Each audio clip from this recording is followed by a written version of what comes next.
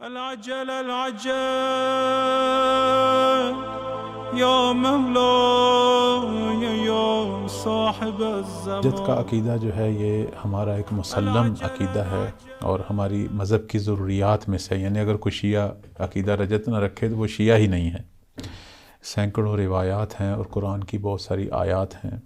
رجت یعنی وہ شخص جو دنیا سے جا چکا ہے دوبارہ زندہ ہو اور اسی دنیا میں پلٹے. اس طرح پہلے بھی ہوا ہے، بہت سارے انبیاء کے زمانے میں رجت ہوئی ہے.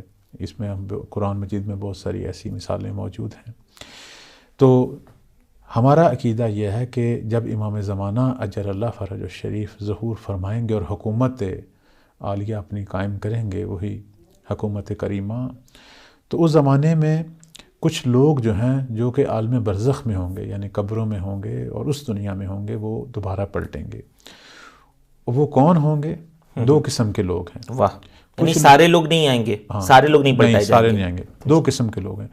کچھ وہ لوگ ہیں جنہوں نے بڑے بڑے ظلم کیے تھے لیکن دنیا میں اپنے ظلم کی سزا نہیں پائی اور دنیا میں بستر پر ہی وہ یعنی راحت فوت ہوئے ہیں.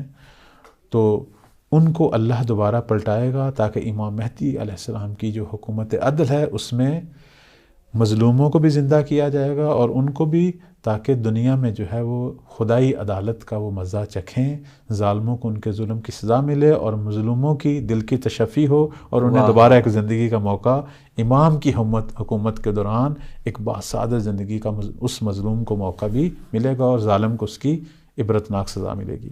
ایک تو یہ ہے.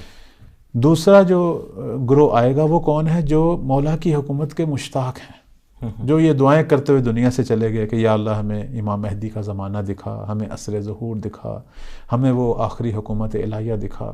اور یہ دعائیں کرنے والے مومنین بھی تھے اور ہمارے ائمہ حتیٰ کہ انبیاء بھی اپنے دلوں میں یہ دعائیں لے کے گئے ہیں. جس طرح معصومین کی حدیثیں ملتی ہیں سلسلے سے، جیسے مولا امام صادق علیہ السلام کثرت سے یہ دعا کیا کرتے تھے، مولا امام حسین علیہ السلام کثرت سے دعا کیا کرتے تھے، امام رضا علیہ السلام کثرت سے. اب یہ وہ ہستیاں جن کی دعائیں ہم تک پہنچی ہے، ورنہ ہمارے تمام ائمہ جو ہیں ان کے دلوں میں اس آخری حکومت کو، اس باسعادت دور کو دیکھنے کی جو ہے وہ خواہش تھی اور اظہار کیا کرتے تھے. تو اللہ تعالیٰ جو ہے وہ ائمہ کی دعائیں، انبیاء کی دعائیں کیوں نہیں قبول کرے گا؟ اسی وجہ سے ہمارا عقیدہ جو ہے وہ رجت ہے کہ جب مولا کی حکومت قائم ہوگی تو کچھ عرصے کے لیے یہ ہستیاں یا مولا یا صاحب الزمان.